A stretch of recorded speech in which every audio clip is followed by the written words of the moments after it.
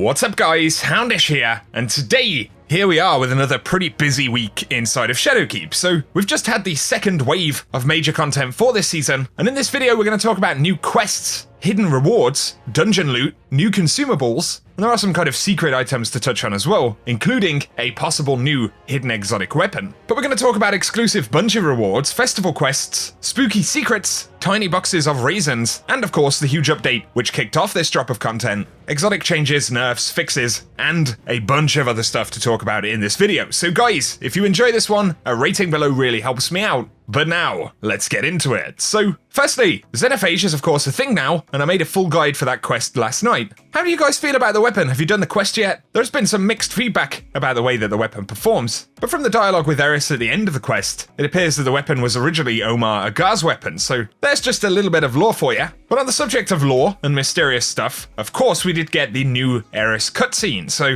what on earth is going on with this? We see Eris back inside of the pyramid ship, where she touches the alien statue thing and then kind of just smiles like a maniac. Seriously though, is she now somehow under the influence of the pyramid ship, or specifically the race behind it, the darkness or whatever we're calling them? Because it certainly is possible that Eris has been compromised by this and maybe that's what we're seeing. Or maybe it's a different kind of plan and Eris knows something about the pyramid ship or perhaps a way to try and combat it. What do you guys think? It's definitely interesting and I'm curious to see if that story kind of evolves over time. But this week in terms of gameplay stuff, we did get the Altar of Sorrow, and this is kind of an extension of the dungeon. So it is used to open the dungeon up in the initial quest, but it can also drop some of the dungeon rewards. So for this week, the shotgun can be acquired randomly, and it seems to be farmable as well. I got a couple of different drops, including a curated roll of the shotgun. So it appears that those are going to be a thing, and perhaps the 3 weapons for the dungeon will roll out week over week in this mode. It would definitely appear that there is more to the dungeon and Altars of Sorrow than what we've seen on this first week, because we have some mysterious consumables and items linked to those activities. So we've got the Hymn of Desecration. It's a legendary consumable, and it greatly increases the chance of a weapon drop from your next Necropolis or Chamber of Suffering encounter in the Pit of Heresy. And once you activate it, the effect will last until the dungeon encounter is completed. And according to the database, this will actually drop from a rare weekly bounty, so we have the slow wave disruption to complete waves of Altars of Sorrow in Sorrow's Harbor. And yeah, that'll land you that new consumable. Linked specifically to Sorrow's Harbor though, there is the Sorrow Accelerant, and this is another consumable used at the rituals in Sorrow's Harbor on the moon to skip difficulty phases of Altars of Sorrow. So pretty curious that you can skip certain tiers of that. Perhaps we're going to see harder difficulties of it at some point. And according to Giovanno, there is a Legend and Master difficulty listed for the dungeon, so it definitely seems that there could be more to come. And for some extra loot if you're feeling really brave, if you solo the dungeon, there is the Crimson Echoes emblem, which is awarded for getting a solo flawless clear, so that's going to be a mega sweaty one, and good luck if you decide to jump in.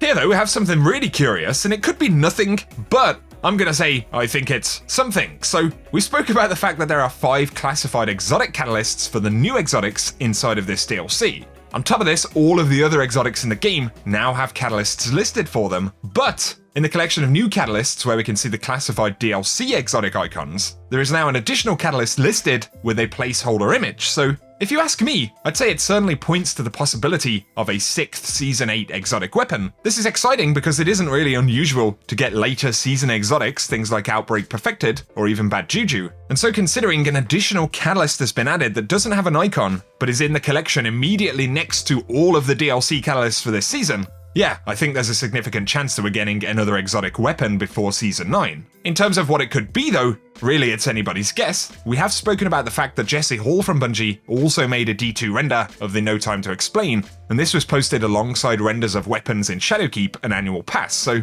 that also seems pretty likely, but nothing is confirmed just yet, so if we were to get another exotic weapon, I'd be curious to hear what you guys think that could be. Back to the moon content though, of course, for the moon cycle itself, we do have the final memory quest, which is for Eriana 3. And so here you'll need to find fallen or hive scavengers beneath the surface of the moon. And fallen scavengers can be found in Tanik's old ketch, which is in the Anchor of Light. So if you head here, head to the bottom of the ship and then clear the fallen, you'll eventually get a chest which grants you the progress that you need. On top of this though, you will also need champion kills, so the best place to do this would be inside of the Nightfall. There are 9 champions in the Ordeal Matchmade Nightfall, and so a quick run of that will get you most of them. Then I believe you'll need 1 more, so maybe do a Nightmare Hunt or something like that. But of course, this will culminate in the final cutscene for Eris's memories, and this was shared to me by my friend Jarv, who also has a guide for this week's quest step, which I'll link below. I know This isn't really Eriana. She herself said she didn't want to be remembered this way. I want to remember her the way she was. Before the disaster. Before the darkness. Eris, when your strike team headed to the moon, did Eriana 3 carry the letters Wei Ning sent her? Yes. To remind her of why we fought. Why we sought to bring about Crota's end. It was not simply vengeance. Eriana wanted no one to suffer, like she and Wei had suffered. That is how she should be remembered.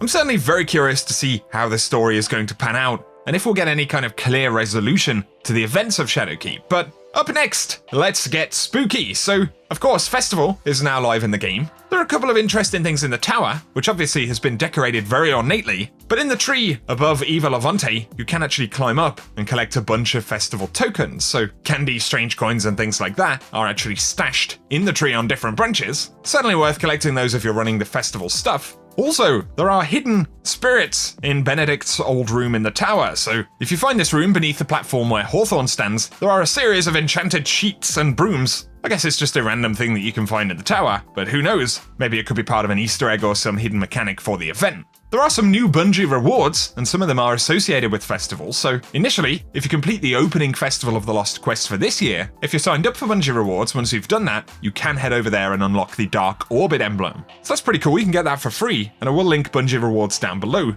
On top of this, there will be an exclusive Braytech Werewolf long sleeve t-shirt, so that's got a pretty awesome design on it, and can be purchased if you acquire the Braytech Werewolf in the game, and there is even a dungeon exclusive sword replica here, so by completing the Pit of Heresy before December 31st, you can actually get a real Hive sword from the Bungie store. I guess it's taking the Luna's Howl model to the next level. Honestly man, giving me a Hive sword in real life is a potentially very dangerous thing to do, so yeah, I think I'm gonna get one, but I suppose I should probably not take it out in public. There is a new Festival of the Lost quest from Eris. It's one that I haven't actually completed, but via various Reddit posts and threads which I'll link below, if you visit Eris wearing a Festival of the Lost mask, she'll actually award you a tiny box of raisins. And there are kind of cryptic hints to various quest steps, so once you've acquired it, you'll need to go and speak to the spider in the Tangled Shore, kill 12 Fallen, Scorn, Hive, and Cabal enemies in Tangled Shore, at which point it'll send you over to Anastasia Bray on Mars, and here you'll need 10 kinetic, energy, and power weapon kills on Mars, before being able to head to the next step, which takes you to Ashamir on Io, and here you need 10 precision final blows on Vex and Taken, and then basically there are very similar steps, one for Mercury, one for Nessus, the EDZ, Dreaming City, Titan, and the Moon, where you'll ultimately be able to head back to Eris, and she'll give you a goodie bag with a couple of shaders, and a used toothbrush that does read perhaps it can be used later, so who knows, maybe it's something we'll need to use to keep on top of that dental hygiene while consuming so many festival candies. Nonetheless, that's something you can check out in the game if you want to. But now we have patch notes, changes, and adjustments to the game. There are a few things to take note of. So initially, Bungie said, we're investigating reports of delayed loot drops when completing various activities, including dungeons. And so if you don't get any loot drops from a particular activity, or it pops up very late, there is a kind of known issue with that right now. On top of this, there is the update that we got yesterday. There are a bunch of patch notes, so they fixed a few bugs on exotic weapons. One would include Divinity, and they say the weaken effect from Judgment is not intended to stack with other weaken effects, and this issue will be fixed at a later date, so the cage will still appear and act as a precision weak point in those cases, but the multipliers themselves will not stack. And so essentially, once they update the weapon properly, we won't be able to stack Melting Point, Oppressive Darkness, or Tether and actually see those damage bonuses. However, they have increased the weaken effect of the weapon from 25 to 30% at base, and so that'll compensate for it a little bit. But otherwise, yeah, the weapon probably will be a little bit less effective at doing that kind of DPS stuff than what it is at the moment, specifically when you're using coordinated teams and stacking damage buffs. On top of this, sealed Ahamkara Grasps now have a short cooldown period between perk activations, so that may affect the kind of auto-reload build that a few people have been using on the Hunter. In-game, when an ornament has been applied to a weapon or an armor item, its icon will now update to reflect the currently equipped ornament, so we see all of that stuff in the actual UI for characters. For Nightmare Hunts, they have increased the damage multiplier granted by Unstable Essence at difficulty levels Hero, Legend, and Master, and so Unstable Essence will actually be a little bit more beneficial. And there are a couple of Nightmare Hunt specific fixes, as well as those for the Garden of Salvation, so encounter rewards are now delivered as engrams instead of directly granted in the loot feed. They fixed an issue where Cyclopses could be knocked off their towers in the final encounter, increased the radius for the Relay Defender and enhanced Relay Defender mods, as well as a couple of other general bug fixes. They adjusted a couple of vendors, so they removed the initial vendor challenge from Benedict 9940, the same for the unlock quest for the Black Armory Forges from Ada 1, and weekly Black Armory bounties now award Black Armory armor pieces. Yuna, in the Korean version of the game, will now sell Armor 2.0 versions of exotic armor, and daily bounties will now rotate at Eris and at the rune table on the moon as opposed to weekly, so that's definitely good. And Bungie have also added lore tabs for the following Shadowkeep rewards, so 15 unique lore tabs for Garden of Salvation, the lore tab for Divinity, Monte Carlo, Deathbringer, Leviathan's Breath, Eriana's Vow, Assassin's Cowl, Phoenix Cradle, Storm Dancer's Brace, and Never Live It Down, which is the ship out of the Season Pass. All of them have some beautiful new lore tabs that you can check out in the game. Otherwise, apart from a few fixes and things that you can check out in those patch notes linked below, Bungie did add accessibility options for subtitles, so the option adds an ability for players to change the font size, color, a subtle background style, and background opacity, so hopefully those will be some really good improvements for anyone who can take advantage of those. For today though, that rounds up pretty much everything we've got to talk about in this video. I will be keeping you posted on any new stuff, additional things about the content drop this week. Something really quick to shout out here, if any of you guys are in the mood to get a Garden of Salvation raid jacket, then my buddy Kuzux has very kindly shared his code, so we really appreciate that, dude. The code is active until November 1st, so not long left, and if you enter that code you will have to purchase the actual raid jacket, so please only use it if you really intend to actually get the jacket. Regardless though, I'm sure you can spot the code somewhere in the video right about now. Another quick shout that I wanted to add on to the end of this video, and some of you guys may have noticed that I'm a little bit behind with some of the Shadowkeep content, and that's because I've been immensely busy buying a house. So it's official, I'm a homeowner. We got the keys just a couple of days ago, but it is a kind of big renovation project. So over the next couple of months, I'm going to be very, very busy trying to get all of that house done, and of course juggling work, YouTube stuff, Destiny stuff. And so it's going to be really lively, but I've got to say a massive thank you to you guys for the support you've shown on the channel. I went from doing YouTube to fun to getting to the point where I could actually make a small living off YouTube. And now a couple of years later on, we're at a point where I can actually kind of invest into my future, right? This is actually my career, and that is down to you guys. So thank you so much for all of the support you've shown. I'll have to do some update videos with the house and all of that kind of stuff. Maybe the renovation project, the new office, because you know I'm going to be building a ballin' gaming room. Naturally, that's my biggest concern when buying an entire house. Where am I going to play video games, man? So I'll keep you posted on that stuff, and if you do notice any disruption in the content schedule, which I'm not really expecting, however, if it does happen, then you probably know why. Thank you guys for making this an absolutely awesome thing that I can do every single day, and for being able to share this passion with you guys. You know, it's absolutely the best experience, the best single part of my life, you know, historically and every day. So I literally cannot thank you guys enough for the support. And for today, thank you as always for tuning in. So if you've enjoyed the video, a rating is very much appreciated. If you're new to the channel and you like the content, then feel free to hit that subscribe button so I can keep you up to date with everything related to the game. Otherwise, thank you as always, guys, and I hope you have an awesome day.